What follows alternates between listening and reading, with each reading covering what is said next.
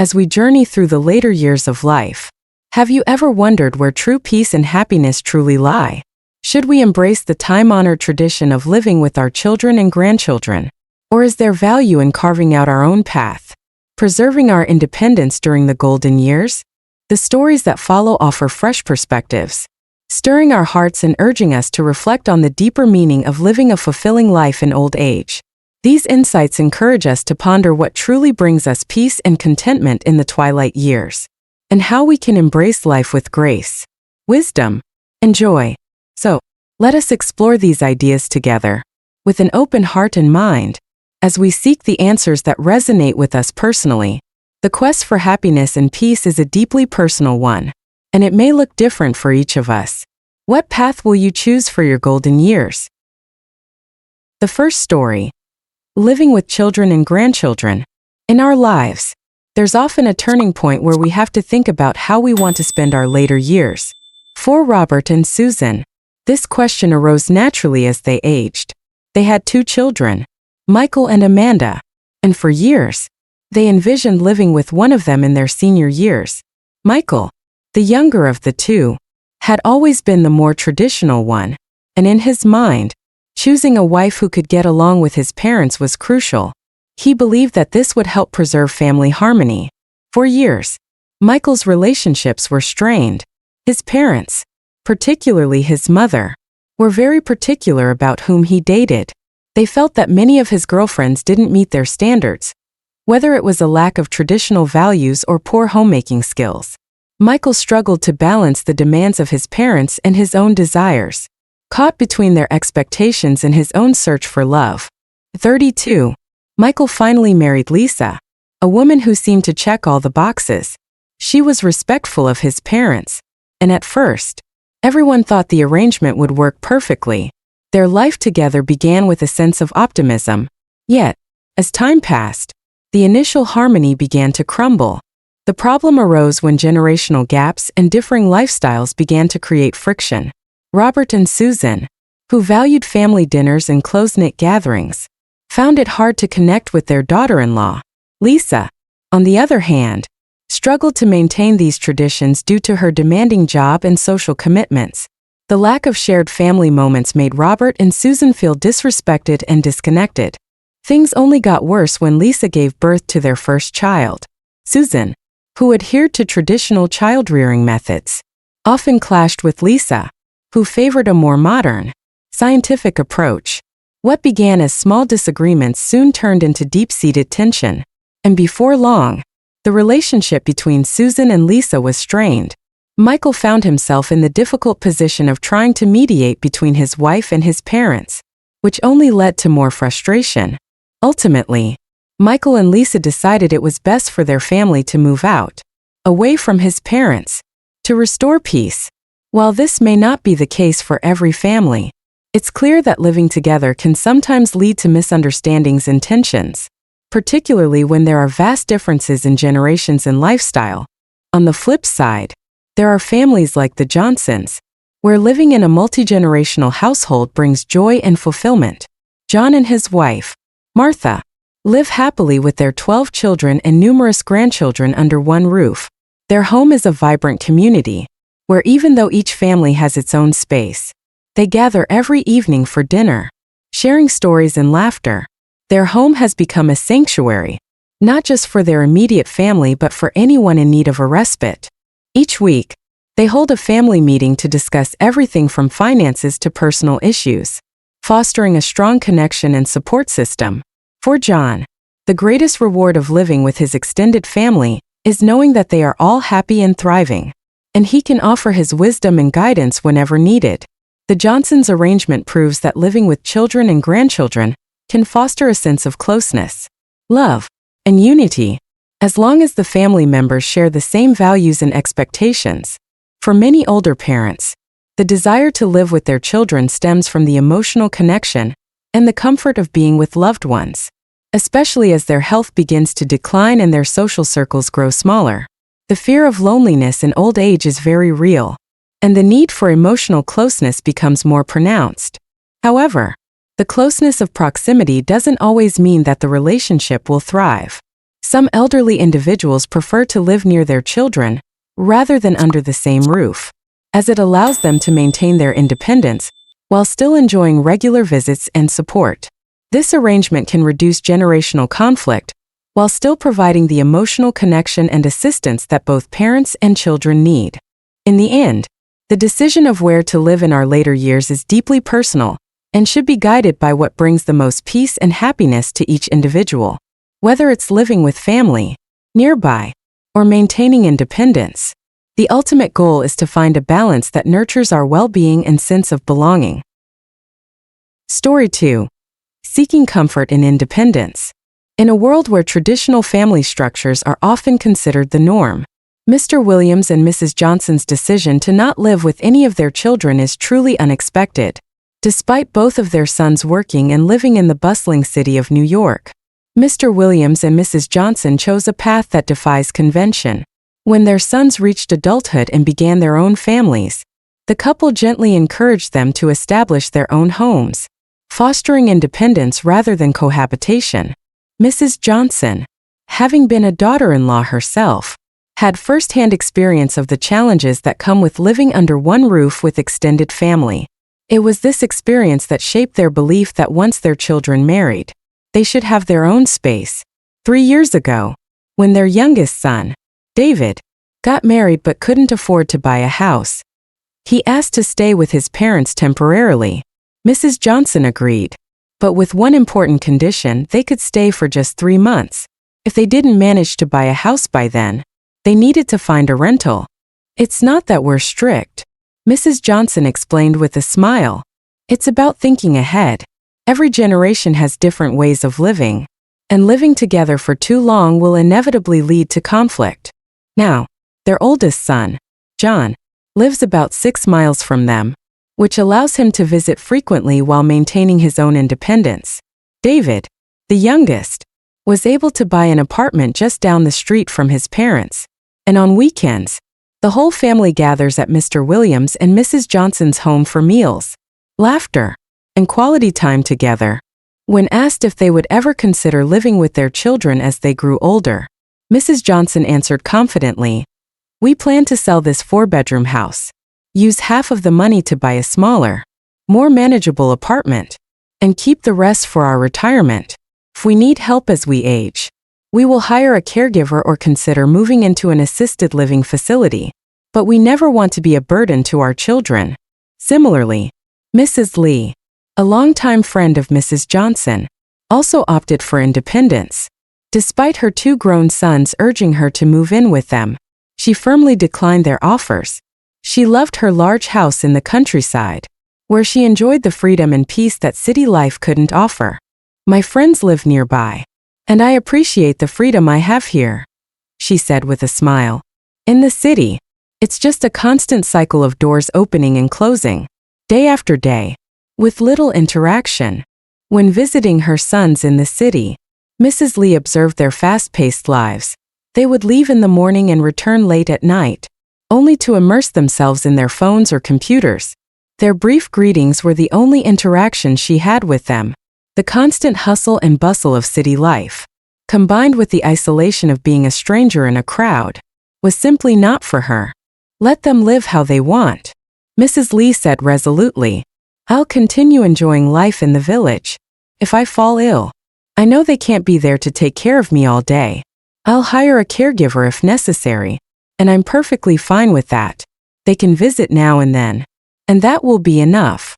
These stories highlight a growing trend. The modern world is moving away from the traditional multigenerational family model. More and more older adults are choosing to manage their own lives in their later years. Rather than relying on their children for care and companionship, they prefer living independently or close to their children but not in the same household. These parents have planned ahead for their old age, making the conscious decision to live separately once their children are established with their own families. They offer support when needed but maintain autonomy in their daily lives, whether it's through dining out, traveling, socializing, or even considering a move to an assisted living facility if it suits their needs. Ultimately, they believe this independence ensures a fuller, more harmonious life for everyone involved. Story 3. Embracing elderly life in a retirement home. After her husband passed away, Margaret made a bold decision that left her children in shock. She sold her home and used her pension to move into a private retirement facility. Her children were perplexed, unable to comprehend why she, having a family, would choose to live separately. They felt embarrassed, worried that others might think they were neglecting their duty to care for their aging mother. Margaret, however, remained calm and explained her reasoning. She understood that at her age, her lifestyle no longer aligned with the fast-paced lives of her children. Living together, she believed, would only lead to inconvenience and awkwardness for both generations. She would feel lonely in a large, empty house all day while her children were at work, and their city apartment lacked neighbors her age with whom she could socialize. At the retirement facility, Margaret found companionship with others from her generation. Meals were provided for her, and her children could visit whenever they pleased. This arrangement allowed both her and her children to live peacefully, each in a space conducive to their own development and enjoyment of life.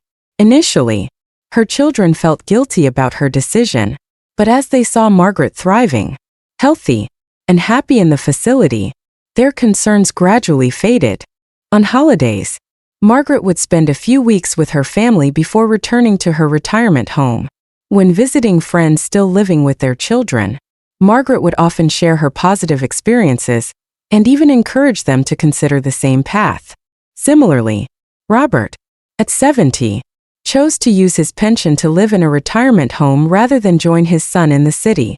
Robert's only child had moved to the city to work, start a family, and build his own life. After the passing of his wife, Robert initially planned to live alone in his rural home. However, his children insisted he join them in the city, and although reluctant, he agreed. But after nearly 2 years, Robert felt trapped in a golden cage. His days revolved around the TV, with no social interaction and little freedom to do what he wanted. Suffering from Parkinson's disease, one day Robert saw a TV program about retirement homes and decided to research it online.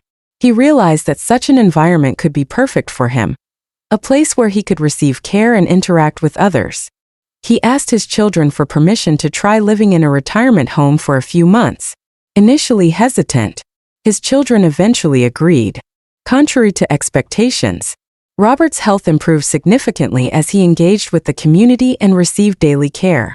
After a while, he made the permanent decision to move into the retirement home, using his military pension to cover the costs. His children felt relieved to know he was happy and well cared for, without them having to worry about cooking or managing daily care. Once, placing elderly parents in a retirement home was seen as abandonment or betrayal of family values. However, this view is shifting. More and more older people are choosing retirement homes. Some live alone, others have children too busy to care for them, and some simply seek a peaceful environment to enjoy their later years. The most important thing is that these individuals are content with their decisions. Dear friends, the decision about where to live in old age is deeply personal, varying from family to family and depending on circumstances.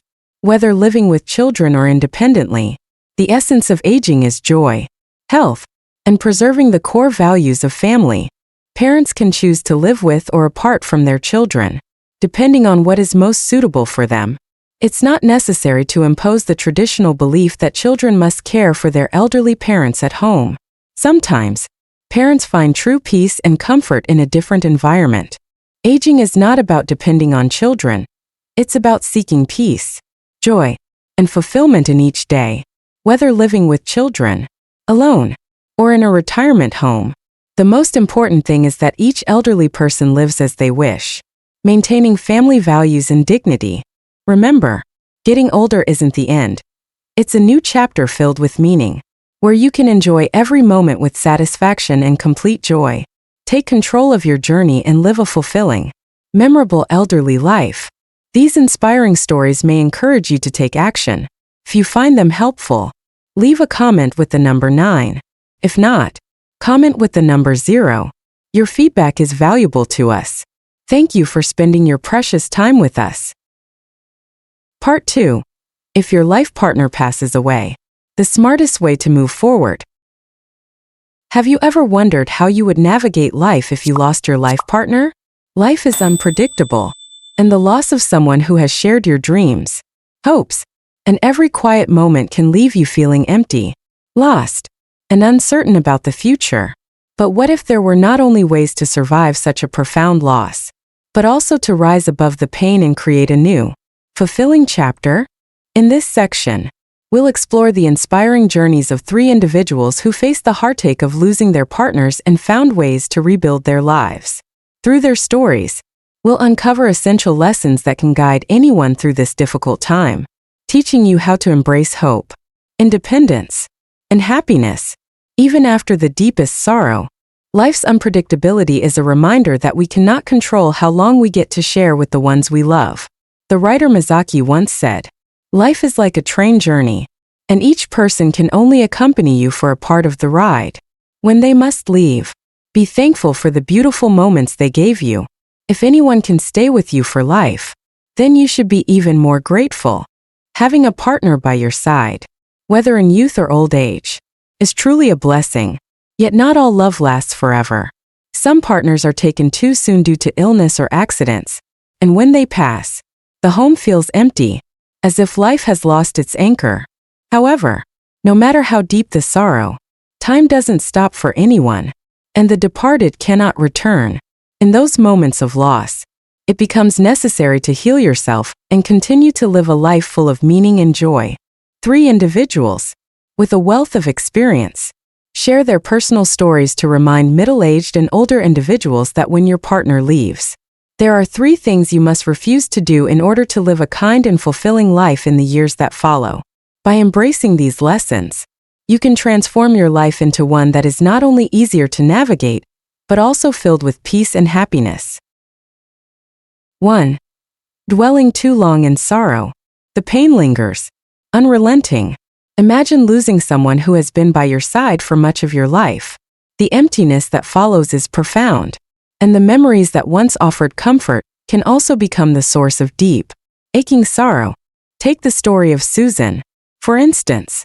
At 69, Susan faced an unimaginable loss when her husband, Richard, passed away suddenly after a brief battle with cancer. She stood at a crossroads, wondering how to move forward. How could she possibly live without the person she had shared nearly every aspect of her life with? How does one rebuild when the foundation of their world is suddenly gone? Susan's journey from devastation to resilience is a powerful testament to the strength of the human spirit. Her story is not just about grief, but about rediscovering hope and learning to live again. It's a reminder that even in the darkest of times, there is always light to be found. Susan recalls, "When Richard died, I felt like I was drowning. I couldn't imagine a future without him. The house felt so quiet, and every little thing reminded me of him. I would sit in our living room, staring at the empty chair where he used to sit, and it felt like the weight of the world was on my shoulders.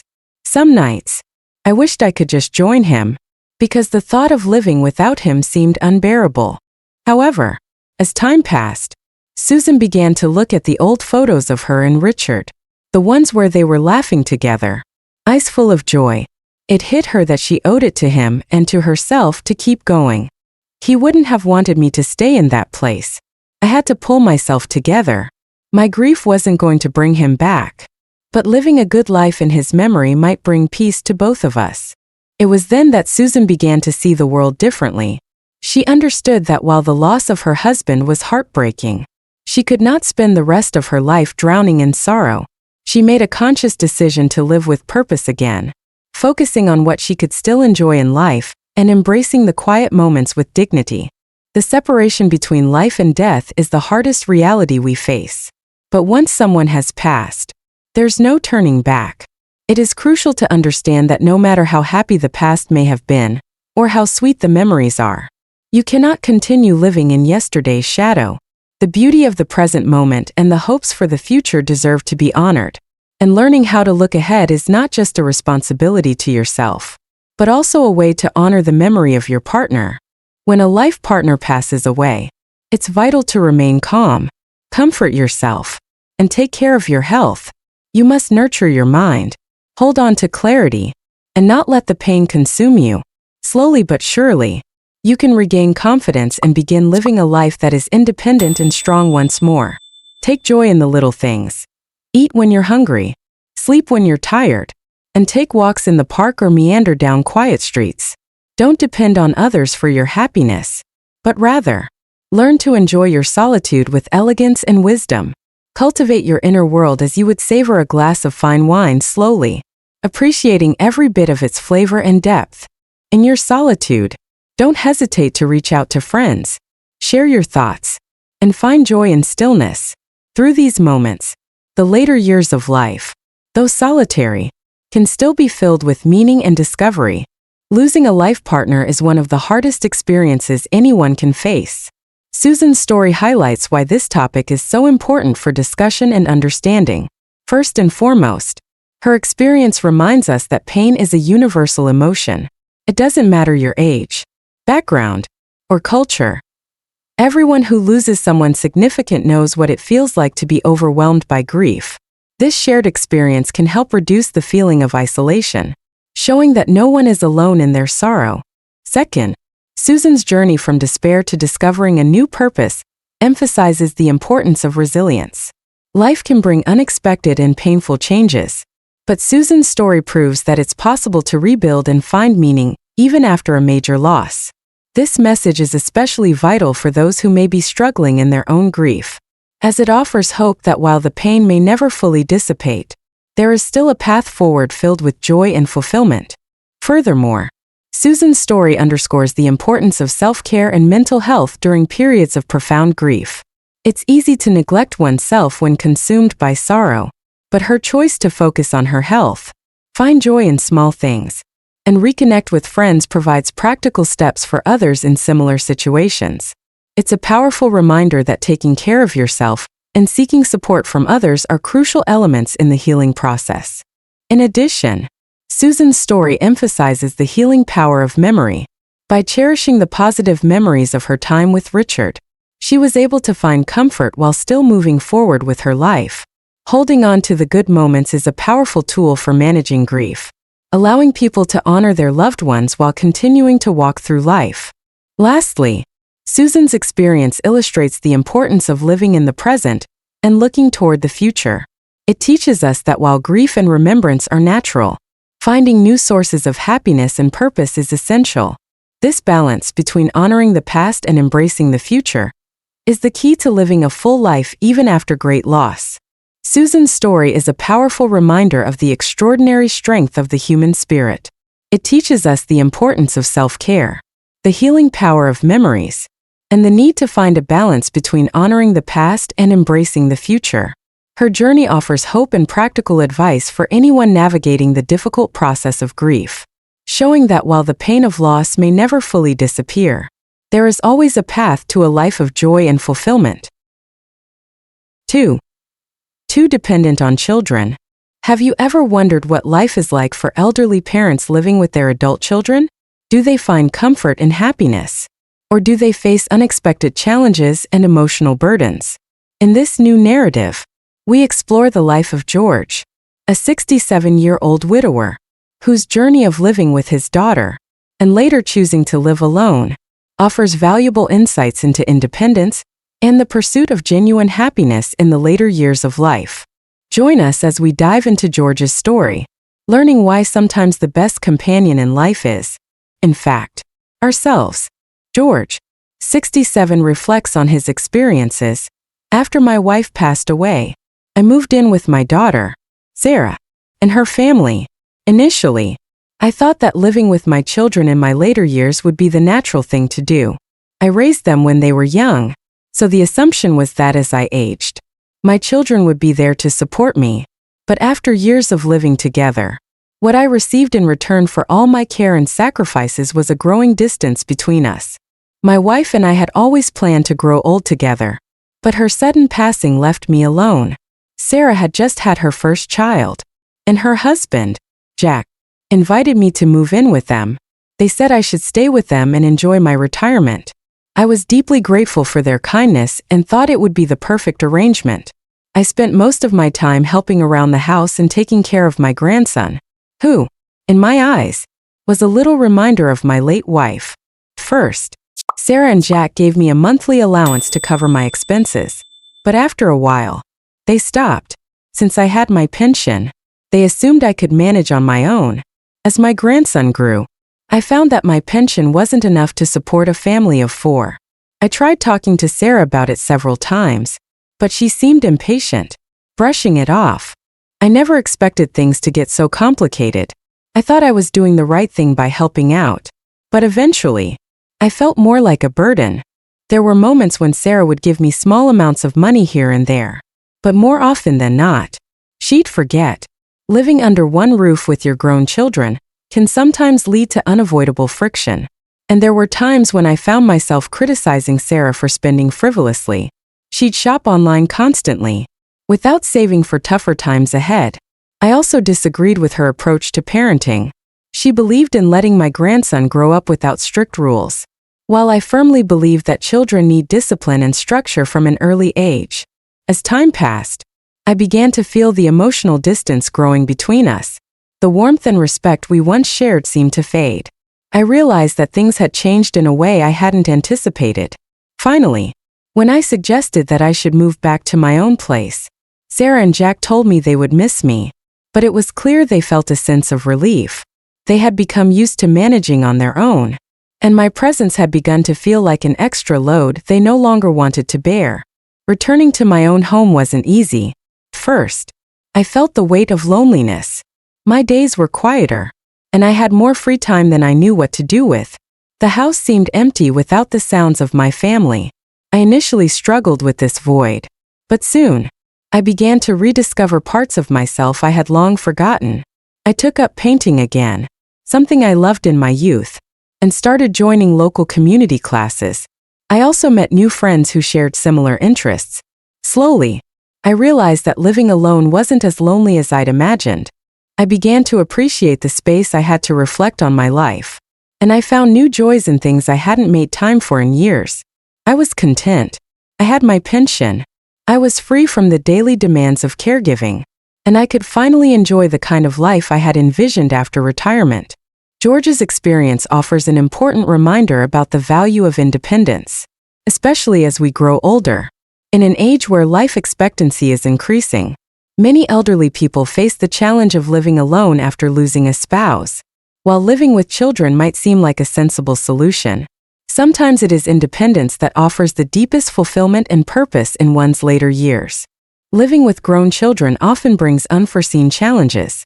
George's story highlights why maintaining independence is crucial for seniors. First, living with children can lead to conflicts due to generational differences.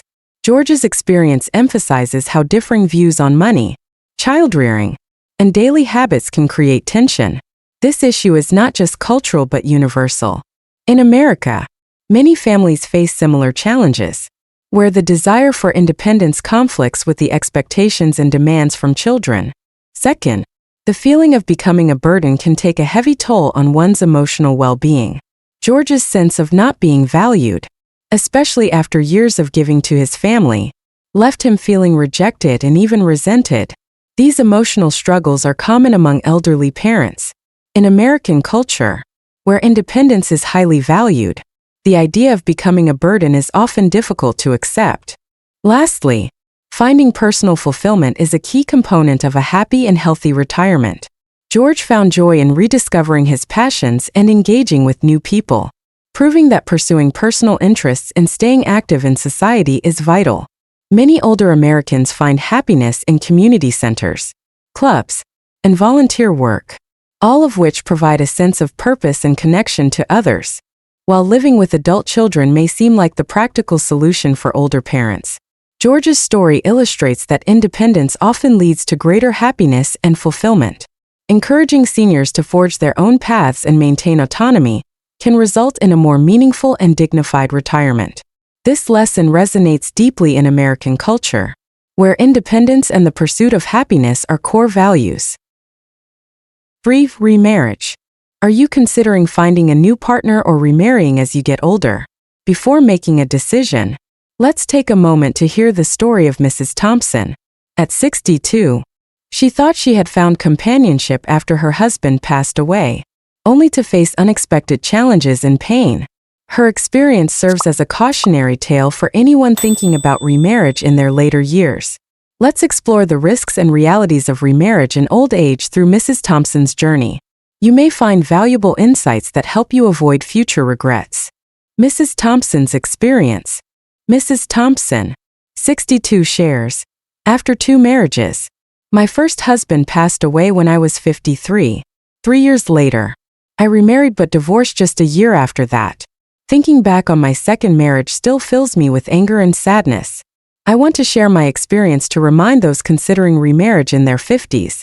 When I retired, I had hoped to travel with my husband after his retirement to make up for the lost time. Unfortunately, he passed away from illness before he could retire. After his death, I fell into a deep sadness for quite some time. My son saw me struggling with depression, and though he wanted me to live with him, I didn't want to be a burden.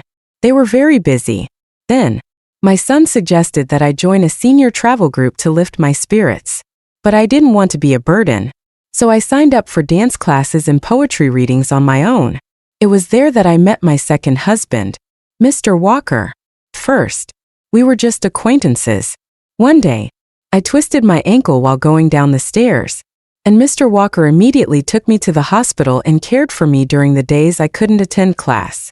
He came to help every day. Gradually, we grew closer. 2 months later, Mr. Walker confessed that he liked me and wanted us to live together for mutual support. I was happy but didn't agree right away, saying I'd discuss it with my son. My son didn't object, but suggested I meet Mr. Walker's family to see how I felt. Mr. Walker agreed immediately. That evening, both families had dinner together. Afterwards, my son advised me to observe more and not rush into marriage. But I didn't listen, thinking Mr. Walker was a good match. Few days later, we got married, and I moved into his house. First, everything was fine. I did all the household chores, and I didn't mind because I was used to it. But conflicts began to arise when 3 old friends invited me to travel. I agreed immediately, but Mr. Walker wasn't happy, saying that if I went, no one would do the housework. I felt it was unfair. Was I hired to do the housework? That day, we had a big argument. He said hurtful things, and I responded that I was useless if I didn't do the chores. This was the first time I doubted our marriage. After the trip, things got worse. Mr. Walker's son got divorced and left his grandson with us. First, I took care of the boy as if he were my own, but he was spoiled, picky, and would throw tantrums if things didn't go his way. After a few days, I couldn't handle it anymore. So I told Mr. Walker that his son should take the boy, but he strongly disagreed, saying, "You're not his mother. Don't interfere. If you can't handle it, don't get involved." I felt utterly humiliated. Eventually, I realized that remarriage at this age is incredibly challenging. It's difficult to be accepted by the new partner's family. After months of enduring this, I filed for divorce because I couldn't live like that anymore. Fortunately, the divorce was finalized without any issues. Challenges and risks of remarriage in later years. Looking back, I think living alone can be lonely, but it's still better than facing so many problems. Understanding the challenges and risks of remarriage in old age is important for many reasons. Mrs. Thompson's story highlights the complexities that can arise when combining the lives of 2 people in their later years. First, remarriage at an older age often comes with deep-rooted habits and perspectives that have developed over many decades. These differences can make living harmoniously more difficult. Unlike younger couples, older individuals may find it harder to adapt to their new partner's lifestyle and expectations. Mrs. Thompson experienced this when she and Mr. Walker had disagreements about household chores and travel plans. Such conflicts can lead to stress and dissatisfaction. Second, gaining acceptance from the new partner's family can be a major hurdle. Children and grandchildren may have their own established routines and expectations, which a new partner may disrupt. In Mrs. Thompson's case, Mr. Walker's son and grandson added extra strain to her marriage. The lack of acceptance and cooperation from family members can create an atmosphere of tension and resentment. making it difficult for the marriage to thrive. Moreover, emotional preparation is a key factor. After losing a spouse, the loneliness and fear about the future can prompt someone to quickly seek out companionship. However, this rush may cause them to overlook warning signs. Mrs. Thompson's decision to marry Mr. Walker quickly, despite her son's advice to wait and observe, eventually led to disappointment and another divorce. Emotional recovery and careful consideration of one's needs and expectations are essential before entering a new marriage. Lastly, financial and legal complications are often encountered in remarriage at an older age. Issues like inheritance, healthcare decisions, and asset division can become sources of conflict. Although Mrs. Thompson's story does not delve deeply into these matters, they are crucial factors that anyone contemplating remarriage in later years should carefully consider. While companionship in old age is invaluable, Mrs. Thompson's experience emphasizes the importance of thoughtful reflection and careful evaluation before deciding to remarry. Understanding these potential challenges will help individuals make informed decisions, leading to happier and more stable relationships. Ultimately, life after losing a spouse can be extremely difficult, but by avoiding prolonged grief, excessive dependence on children, and rushing into a new relationship, one can still build a rich and meaningful life. Take care of your health, engage in activities that bring joy, and connect with others. Cherish your independence and the memories of your loved ones, while embracing new experiences. These steps will help you heal and find new purpose in life. Remember that life is precious, and every moment is worth living. By making wise choices and focusing on mental well-being, you can thrive even after a significant loss. Let's talk about the challenges of living alone after the loss of a spouse, and how one can move forward with wisdom and strength.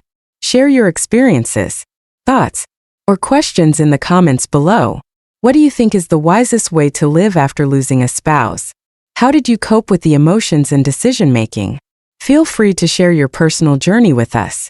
Don't forget to subscribe for more valuable insights and discussions on living a fulfilling life. Regardless of the challenges you face,